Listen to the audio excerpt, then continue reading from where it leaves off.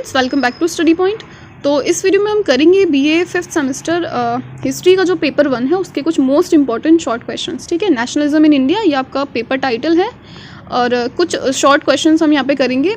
इसके अलावा कुछ क्वेश्चंस मैं ऑलरेडी अपलोड कर चुकी हूँ, तो इस प्लेलिस्ट में ही आपको सारी वीडियोस मिल जाएंगी और ये पीडीएफ या बाकी सारे जो यूनिट वाइज नोट्स हैं वो भी आपको सारे टेलीग्राम पे मिल जाएंगे। टेलीग्राम का लिंक आपको डिस्क्रिप्शन बॉक्स में मिल जाएगा, वहाँ से देख लीजिएगा। अभी स्टार्ट करते हैं हमारा क्वेश्चन नंबर 2। बंगाल विभाजन पर आपको संक्षिप्त टिप्पणी लिखनी है। ठीक है, देखिए क्वेश्चन शॉर्ट में है, 7.5 मार्क्स में ये क्वेश्चन आपको मिलेगा। कुछ यूनिवर्सिटीज़ में 5 मार्क्स में पूछा जा रहा है, कुछ में 3 मार्क्स में और कुछ में 7.5 मार्क्स में। मतलब पेपर पैटर्न आपका वही है, शॉर्ट क्वेश्चन होंगे देन आपके लॉन्ग क्वेश्चन होंगे। ठीक है, कहीं पे लॉन्ग क्वेश्चन आपको 15 मार्क्स में मिल रहा है, कहीं पे उसको 10 मार्क्स में देकर के 5 मार्क्स में शॉर्ट क्वेश्चन पूछे जा रहे हैं। तो मतलब जितने भी मार्क्स में आपको पूछा जाए उसी के अकॉर्डिंग आपको लिखना है। मेन आपके पास एक सेंट्रल आइडिया, एक ब्रीफ समरी आपके क्वेश्चन की होनी चाहिए कि बंगाल विभाजन क्या था, कब हुआ, क्या क्या इसके उद्देश्य रहे, क्या इसका प्रभाव रहा। उसी के अकॉर्डिंग आप मार्क्स के अकॉर्डिंग फिर आप इसको लिख लीजिएगा। तो देखिए जो तत्कालिक वाइसराय थे उस टाइम पे लॉर्ड कर्जन, ठीक है, उन्होंने क्या किया था, राष्ट्रीय आंदोलन के विकास और भारतीयों में बढ़ती हुई एकता की भावना से वो गए थे परेशान, क्योंकि इस टाइम तक गांधी जी ने इतने सारे मूवमेंट लॉन्च कर दिए थे। अब अगर हम गांधी जी के मूवमेंट्स की बात कर रहे हैं तो देखिए सारे ही मूवमेंट उनके सक्सेसफुल नहीं रहे, है ना, क्योंकि हर आंदोलन को मोस्टली उन्होंने विदड्रॉ कर लिया था। उनके कुछ पॉलिसीज़ के अकॉर्डिंग चीज़ें नहीं रही, इस वजह से उनको हिंसात्मक आंदोलन नहीं करने थे, अहिंसा के मार्ग पे चलना था। बट जिस भी आंदोलन में उनको हिंसा के तत्व दिख जाते थे या पाए जाते थे, वो उस आंदोलन को वहीं से विदड्रॉ कर लेते थे। तो देखिए सारे आंदोलन तो उनके सक्सेसफुल नहीं रहे, बट उन आंदोलनों की वजह से जनता के अंदर राष्ट्रवाद की भावना आई, एकता जैसी भावना आई, जिससे कि वो जो आंदोलन थे वो जन आक्रोश का रूप लेने लगे या ब्रिटिशर्स की जड़ों को हिलाने लगे। ठीक है, तो इस वजह से यहाँ पे लॉर्ड कर्जन ने क्या सोचा, अगर इन आंदोलनों को दबाना है या इन भारतीयों की बढ़ती हुई एकता को कम करना है तो हमें क्या करना होगा, इनमें फूट डालनी होगी। तो यहाँ से इन्होंने फूट डालो और राज करो की नीति का अनुसरण किया और सबसे पहले हिंदू मुस्लिम एकता को इन्होंने ख़त्म करने की बात की। ठीक है, क्योंकि गांधी जी ने खिलाफत आंदोलन के थ्रू हिंदू मुस्लिमों को एक करने की बात की थी। तो यहाँ पे लॉर्ड कर्जन ने उनमें फूट डालने की कोशिश की और कर्जन ने राष्ट्रीय आंदोलन को कुचलने के लिए 1905 में बंगाल विभाजन की घोषणा की। 1905 में इन्होंने रीज़न दिए, कुछ भौगोलिक कारण बताकर के इन्होंने बंगाल को विभाजित करने की बात कही। देखिए कर्जन ने कहा कि जो बंगाल है वो अपने आप में बहुत बड़ा प्रांत है, तो जिसकी प्रशासनिक सुविधाओं के लिए हमें बंगाल को कुछ इकाइयों में बांटना पड़ेगा। अब देखिए पूरे देश में राजनीतिक आंदोलन चलने लगे, क्योंकि बंगाल अपने आप में एक बड़ा क्षेत्र था, समृद्ध क्षेत्र था। तो वहाँ पे हिंदू मुस्लिम एकता में इन्होंने फूट डालने की कोशिश की, उसको एक बड़ा क्षेत्र बताया, काफ़ी सारे रीज़न इन्होंने दिए। लेकिन जो लोग थे, जो जनता थी, वो इस विभाजन के खिलाफ थी। तो पूरे देश में राजनीतिक आंदोलन होने लगे, वो आंदोलन का एक केंद्र बन जाता है बंगाल। इतने बड़े स्तर पे जन आंदोलन या जन विद्रोह वहाँ पे होते हैं कि जो लॉर्ड कर्जन थे उनको 1911 में इस विभाजन के फैसले को वापस लेना पड़ा। ठीक है, तो आई होप इस 1905 के बंगाल विभाजन का एक ब्रीफ आइडिया आपको मिल गया होगा। ठीक है, शॉर्ट में ही आपसे पूछा जाएगा ये, और अगर लॉन्ग में आता है तो सिर्फ बंगाल विभाजन नहीं पूछा जाएगा, इसके क्या कारण थे, इसके क्या प्रभाव थे, वो भी आपसे पूछे जाएंगे। तो देखिए कारण एकदम साफ साफ थे। उस टाइम पे गांधी जी के इतने मूवमेंट हुए हैं, अलग अलग क्षेत्रों से, अलग अलग जगह से लोगों ने विद्रोह करना शुरू किया था। जैसे कि आप इसमें 1857 के जो रिवॉल्ट हैं वो भी आप इंक्लूड कर सकते हैं। सन्यासी विद्रोह काफ़ी सारे हुए। ठीक है, गांधी जी के अलग अलग विद्रोह हो गए, कुछ क्षेत्रीय विद्रोह रहे, वो सब आप इसमें लिख सकते हो। तो उन्हीं का एक कारण या उन्हीं को एक कारण माना जाता है कि कर्जन को ये बंगाल विभाजन की नीति लानी पड़ी। और दूसरा हिंदू मुस्लिमों में बढ़ती हुई एकता भी एक कारण थी। ठीक है, लॉन्ग में आप इसको लिख सकते हैं अगर आपके पास एक ब्रीफ आइडिया आपके क्वेश्चन का है तो। उसके बाद आपसे पूछता है जो भारतीय राष्ट्रीय आंदोलन है उनकी क्या विशेषताएं रहीं। देखो सबसे पहली चीज़, चाहे हम भारतीय आंदोलन की बात करें, चाहे हम भारतीय संविधान की बात करें, दोनों की अवधि बहुत लंबी है। ठीक है, भारतीय राष्ट्रीय आंदोलन जो है वो हमारे 18वीं सदी से शुरू हुए और 1857 को माना जाता है सबसे पहला रिवॉल्ट, पहला फ्रीडम रिवॉल्ट, पहला स्वतंत्रता संग्राम के नाम से भी इसको जानते हैं, या पहला स्वाधीनता संग्राम। इतिहासकारों ने इसको अलग अलग नाम दिए हैं। तो देखिए 1857 से जहाँ इतिहास में शुरुआत हुई थी सबसे पहली स्वतंत्रता की लड़ाई की, वो लड़ाई आपकी चलते चलते 1885 तक चली जाती है, जहाँ पे कांग्रेस की स्थापना होती है। लेकिन कांग्रेस की स्थापना के बाद भी हमें अभी आज़ादी यहाँ पर नहीं मिलती है। जिसके बावजूद आपके 1942 की बात करें, 1919 की बात करें या 1916 से लेके कंटिन्यूसली 1942 तक आपके बहुत सारे मूवमेंट चले, जिसमें आपका असहयोग आंदोलन है, सविनय अवज्ञा आंदोलन है, खिलाफत आंदोलन है, दांडी मार्च है, भारत छोड़ो आंदोलन है, ठीक है। तो क्रम से आपके बहुत सारे मूवमेंट हुए हैं जिनकी समाप्ति जो होती है वो 1947 के अधिनियम के साथ में होती है। अब इससे पहले आपका 1919 के मॉडल मिंटो एक्ट भी आते हैं, चैम्सफोर्ड अधिनियम भी आता है, फिर आपका 1935 का भी अधिनियम आता है, ठीक है। उसके बाद लास्ट में 1947 में जाके ये जो क्रम है आंदोलनों का ये समाप्त होता है और हमें स्वतंत्रता मिलती है। तो भारतीय आंदोलनों का जो क्रम है या जो अवधि है वो बहुत लंबी रही है, ये आपकी पहली विशेषता है। दूसरी है आपकी शांतिपूर्ण और क्रांतिकारी। देखिए आंदोलन हमारे क्रांतिकारी भी स्वरूप में देखने को मिले हमें और शांतिपूर्ण भी मिले। मैंने काफ़ी ब्रीफ में इसको लिखा है, मतलब 2-2 लाइन में इसको एक्सप्लेन किया है, बट आप इसको और ज़्यादा डिटेल में लिखेंगे, ये सिर्फ आपके समझने के लिए एक रिवीजन पर्पज से है।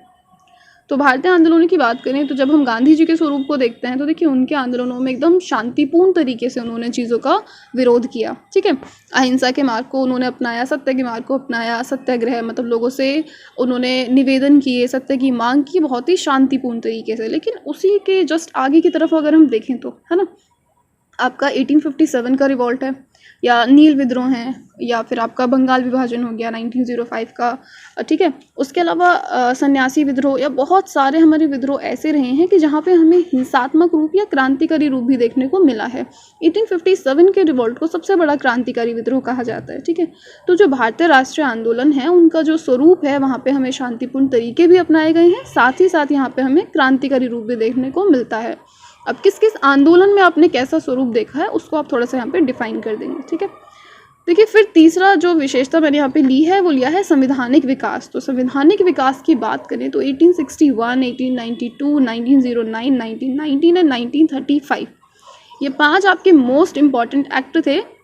जो 1935 का भारतीय परिषद अधिनियम है सबसे इम्पॉर्टेंट है और भारत शासन अधिनियमों के पारित होने के कारण ही संवैधानिक विकास हो पाया। एंड देन आपका फिर 1942 में फिर से भारत छोड़ो आंदोलन हुआ। उसके बाद कहीं जाके फाइनली 1947 में हमें स्वतंत्रता अधिनियम के साथ में विदेशी शासन से मुक्ति मिलती है, ठीक है। तो संविधान को बनने का जो क्रम है वो आपका बहुत लंबा है। बेशक हम कहते हैं हमने 1949 में संविधान को अपना लिया, लेकिन उसके बनने की जो शुरुआत है वो आप देखते हैं कि काफ़ी सालों पहले की गई और उस शुरुआत से पहले जो संवैधानिक परिवर्तन यहाँ पे किए गए कि 1861 में एक एक्ट लाया गया, 1774 से आपके एक्ट लाए जा रहे थे, फिर 1935 में लाया गया मॉडल मिंटो एक्ट, चैम्सफोर्ड, भारतीय परिषद अधिनियम, इस तरीके के। देखिए ये सारे एक्ट आप अपने प्रीवियस एग्जाम में पढ़ चुके हैं, ठीक है। तो इनकी एक्सप्लेनेशन अगर आपको याद है तो आप दे सकते हैं, अदरवाइज आपको इसी तरीके से आप इसको कंक्लूड कर सकते हैं। नेक्स्ट जो पॉइंट हम यहाँ पे लिख सकते हैं कि ये जो आंदोलन है ये विश्वव्यापी प्रभाव डालते हैं, कि जो भारत में चलने वाले राष्ट्रीय आंदोलनों ने अफ्रीकी राष्ट्रों पर भी प्रभाव डाला। इसी तरीके से फ्रांस में हुई एक क्रांति ने भारत को प्रभावित किया, यूरोपियन कंट्रीज़ को प्रभावित किया। तो ये जो आंदोलन है ये अपने आप में विश्वव्यापी स्तर पर होते हैं। इसके अलावा फिर देखिए इनका जो स्वरूप है वो सामाजिक देखने को मिलता है कि राष्ट्रीय आंदोलन केवल राजनीतिक नहीं है, अपितु इनके साथ साथ जो सामाजिक बुराइयां हैं वो भी ख़त्म होती हैं। जैसे कि धर्म सुधार आंदोलन जो हैं वो भी इन्हीं के साथ साथ चले हैं। तो अगली विशेषता आप धर्म सुधार आंदोलन भी यहाँ पर लिख सकते थे, ठीक है। अगला हम देखते हैं क्वेश्चन नंबर 3, रानी लक्ष्मीबाई पर टिप्पणी लिखिए। तो रानी लक्ष्मीबाई के बारे में आप काफ़ी कुछ जानते हैं, आपने 1857 का पूरा रिवॉल्ट पढ़ा हुआ है। वहाँ से आप देखिए कोई भी पॉइंट्स आप इसमें लिख सकते हैं, बट मैंने कुछ कुछ चीज़ें इंक्लूड की हैं। जैसे रानी लक्ष्मीबाई का जो जन्म है देखिए वाराणसी में हुआ था, काशी में, 19 नवंबर 1828 को हुआ। इनकी जो मृत्यु है वो 18 जून 1858 को हुई, ठीक है। और 29 ईयर्स की थी जिस टाइम झांसी की लड़ाई ये लड़ रही थी। अंग्रेज़ों की जो विलय नीति थी उसके खिलाफ इन्होंने लड़ाई की। इनके बचपन का नाम मणिकर्णिका था। इनको अस्त्र चलाना, तीरंदाजी, तलवारबाजी, युद्ध कला, घुड़सवारी आदि सभी चीज़ों में इनको रुचि थी बचपन से ही। और हिंदी में आपने इनके लिए एक कुछ पंक्तियाँ पढ़ी होंगी कि बुंदेलो हर बोलो के मुख हमने सुनी कहानी थी, खूब लड़ी मर्दानी वह तो झांसी वाली आनी थी। इस तरीके की कोटेशंस आप अपने आंसर में डालते हैं तो काफ़ी इफेक्टिव आपका आंसर लगता है, ठीक है। बाकी देखिए 1857 का जो रिवॉल्ट है वो हमने काफ़ी डिटेल में पढ़ा है, वो वीडियो चैनल पे है, आप उसको देख लीजिएगा। तो वहाँ से आप इस आंसर को और अच्छे से लिख सकते हैं। अगला क्वेश्चन है तात्या टोपे पर टिप्पणी लिखिए। अब देखिए, तात्या टोपे की जगह मंगल पांडे या किसी अन्य स्वतंत्रता सेनानी पर भी आपको लिखने को आ सकता है।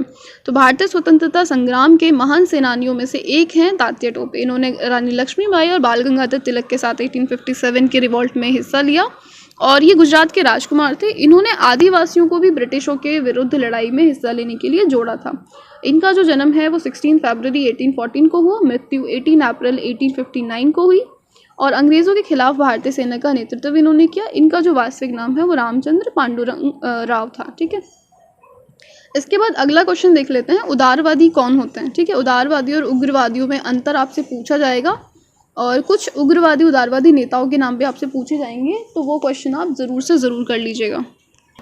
देखिए, उदारवाद जो है वो एक टाइप की विचारधारा है जिसके अंदर मनुष्य को विवेकशील और विनम्र प्राणी माने। देखिए, नाम से ही समझ में आ रहा है उदारवादी लोग, ठीक है, जिनकी विचारधारा एकदम उदार हो, कि जो शांति से सूझबूझ से चीज़ों की मांग कर रहे हैं बिना किसी अहिंसा या क्रांतिकारी के।